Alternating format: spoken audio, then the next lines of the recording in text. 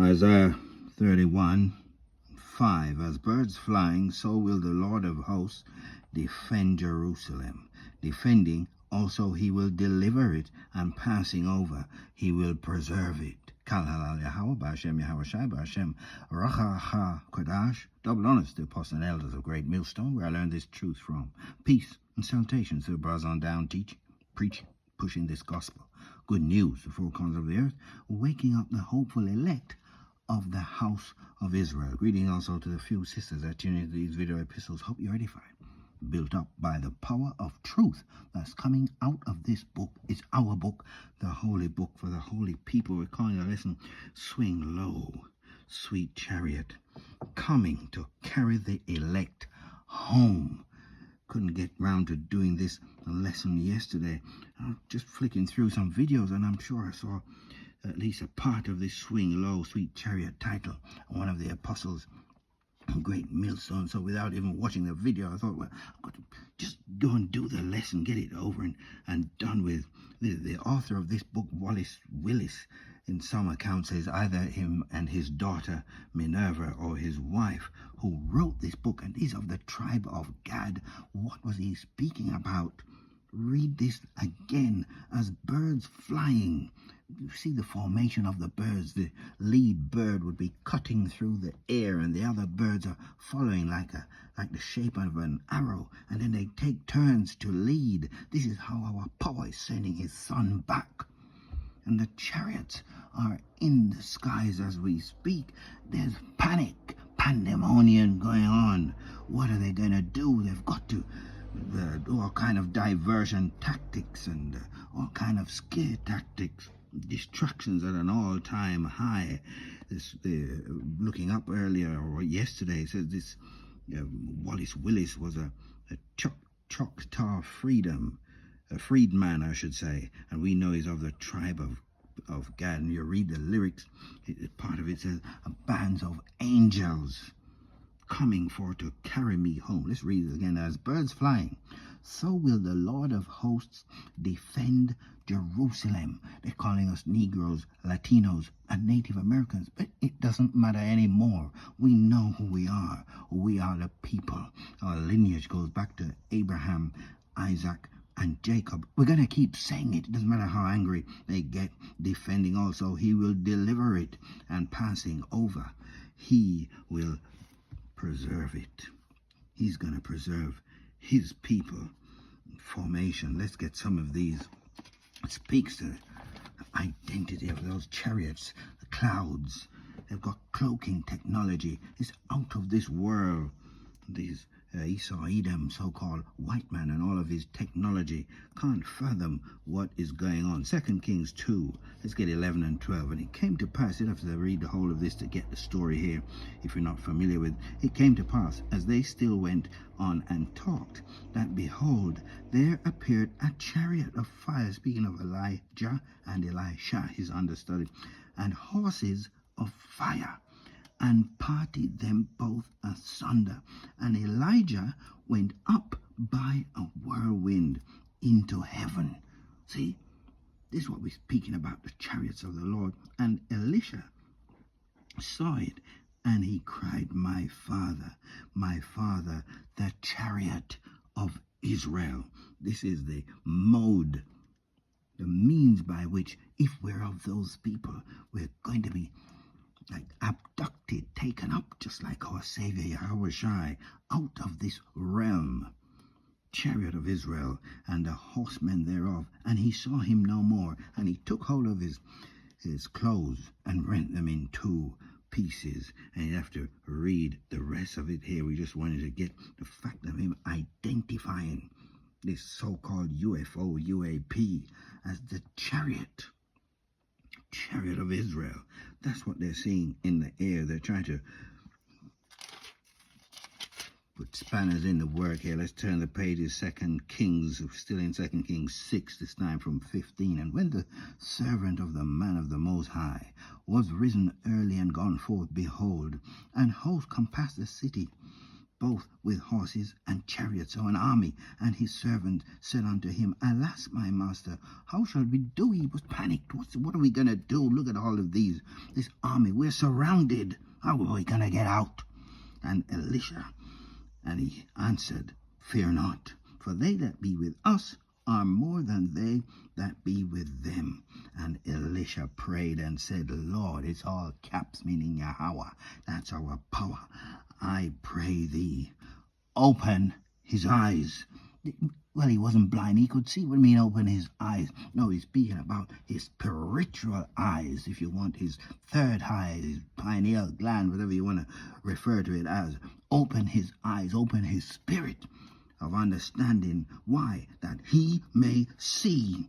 And the Lord opened the eyes of the young man, and he saw, and behold, the mountain was full of horses and chariots of fire round about Elisha. And when they came down to him, Elisha prayed unto the Lord and said, Smite this people, I pray thee, with blindness. This is physical blindness. And he smote them with blindness according to the word of Elisha. See, so they could not see. Let's stay in Kings here. Let's get still 2 Kings 19. Let's go from 30, I think. And the remnant that is escaped of the house of Judah shall yet again take root downward and bear fruit upward. For out of Jerusalem shall go forth a remnant, and they that escape out of Mount Zion, the zeal of the Lord of hosts, shall do this. Therefore, thus saith the Lord concerning the king of Assyria, he shall not come into this city, nor shoot an arrow there, nor come before it with a shield, nor cast a bank against it. That's his armies, the Most High saying, it's not going to happen. I'm going to do something about it. By the way that he came, by the same shall he return, and shall not come into this city, saith the Lord. Why? For I will defend this city to save it, for mine own sake and for my servant David's sake. And it came to pass that night that the angel of the Lord went out, and what happened? He smote in the camp of the Assyrians 180, that's 80, and 185,000. And when they arose early in the morning, what did they see? Behold, they were all dead corpses. 185,000. One angel destroyed them. And this is the fear that is taken grip in the earth. Our power is getting ready to work. What's that scripture? Psalms 119 and 126. The time for these will work. Psalms 37. Go from 10 for yet a little while, and the wicked shall not be. Who's the wicked? Malachi 1 and 4 tell you it's Esau, Edom, this white man with his dog-like stringy hair, pointy nose, thin lips, no melanin in his skin. He doesn't acknowledge that there's a higher power, and if he does, it's saying, oh, it's Satan. He doesn't realize that Satanos, the adverse one, works for our power. And so he's being used, but doesn't realize yet a little while, and the wicked, Esau, Edom, shall not be. Yea, thou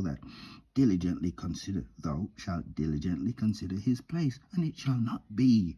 But the meek shall inherit the earth, and shall delight themselves in the abundance of peace. Well, that's not what this man is doing. He's delighting himself in the abundance of war. It's war, war, war with this man. The wicked plotteth against the just, and gnasheth upon him with his teeth. All of these wicked laws that he's putting out there. The Lord shall laugh at him, for he seeth that his day is coming. It's getting closer and closer. The wicked have drawn out the sword. Whose blessing is the sword? Can't you see who this man is? It's Esau, Edom. Check Genesis 27. Towards the end there, I think it's 37 to 41, this is the man's blessing, the sword. All weapons of war refers to as the sword. That's what he's about. The wicked have drawn out the sword and have bent their bow to cast down the poor and needy Hebrew Israelites, and to slay such as be of upright conversation. And he uses the power of deceit and lies. He's getting ready to do it again. False accusations against his brother. Their sword shall enter into their own heart, and their bows shall be broken. Speaking of intercontinental ballistic missiles, our power is going to use this man's war machine against himself. After all, it belongs to our power.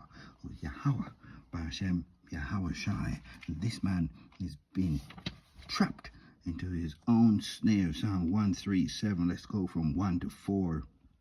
Remember this song when we were back in the day by the rivers of Babylon. There we sat down, we wept when we remembered Zion. We hanged our harps upon the willows in the midst thereof. For there, they that carried us away captive required of us a song. What is this about? Can't you see? Can't you see? Ask the Lord to open your spiritual eyes so you can see this is speaking about when we, the Hebrew Israelites, Negroes, Latinos, Native Americans, the 12 tribes of Israel, in this man's hand. We still are, but this was when it was hardcore slavery of the most brutal. And they wanted us to sing them a song, one of those old Negro spirituals, as they call it. See? Swing low, sweet chariot. For there they that carried us away captive required of us a song, and they that wasted us required of us mirth. They were mocking us. They wanted, you want you to be happy. Can't remember the word they use it like we got some kind of psychological mental issue just because you're trying to run away from being a slave and being captive, saying, sing us one of those songs of Zion. How shall we sing the Lord's song in a strange land? Then we're going to jump forward here to 7. Remember, O Lord, the children of Edom. Edom calling himself the white man in the day of Jerusalem, who said, race it, even to the foundation thereof. That's to say, burn it to the ground, O daughter of Babylon. So not Babylon itself. We're not speaking about ancient Babylon. That's Iraq. There's people still living there. No, this is speaking about America, Babylon the Great. That's what these chariots are floating around. They're getting ready. They're showing themselves increasingly to the daughter of Babylon, who ought to be destroyed. Happy shall he be that rewardeth thee as thou hast served us. There's not going to be any mercy. Was that James 2:13? He's going to be shown no mercy. That showed no mercy. Happy shall he be that taketh and dasheth thy little ones against the stones. This man is guilty on all counts. Is wicked. The wicked. Let's get a taste of what's getting ready to happen here. Ezekiel 9:4. And the Lord said unto him, go through the midst of the city to the angel, through the midst of Jerusalem, and set a mark. You look that word up, it's thawah in the ancient Hebrew. That's a mark of exemption, a spiritual mark. Lord willing, whereof that number? Set a mark upon the foreheads of the men that sigh, and that cry for all the abominations that be done in the midst thereof. And to the others he said in mine hearing, go ye after him through the city, and smite. Let not your eyes spare, neither have ye pity. Slay utterly old and young, both maids and little children and women, but come not near any man upon whom is the mark of exemption, and begin at my sanctuary. That's where judgment is going to begin. It's that 1 Peter 4:17. Those who know who they are, you're going to get the judgment first. Then they began at the ancient men which were before the house, and it goes on to describe these extraterrestrials, if you want to call it that, the angel of the Lord destroying before he was stopped. Habakkuk, let's just quickly get that one verse. Habakkuk 3:2. Love reading this. O Lord, I have heard thy speech and was afraid. O Lord, revive thy work in the midst of the years. In the midst of the years, make known. In wrath, remember mercy. And if you read down, actually, let's go down where this was making the prophet Habakkuk, he was sick when he was saying it. He was beside himself with the prophecy in a vision what he was seeing. And he said in verse 8, was the Lord displeased against the rivers? Was thine anger against the rivers? Was thy wrath against the sea? That thou didst ride upon thine horses, the chariots, and thy chariots of salvation. Thy bow was made quite naked according to the oaths of the tribes, even thy word. Thou didst cleave the earth with rivers. That's to say that turmoil, tumult, his righteous anger is going to be upon the earth.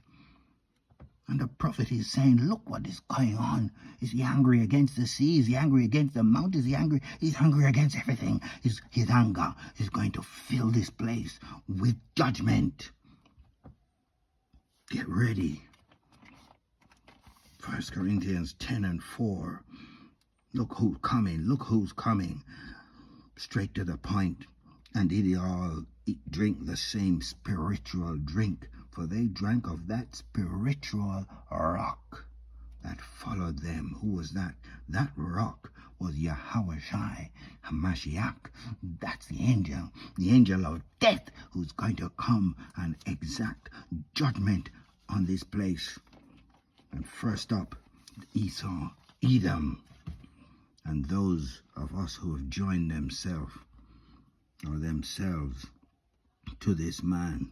Let's finish up here with Ecclesiastes 7 and 8. Surely oppression maketh a wise man mad, and a gift destroyeth the heart.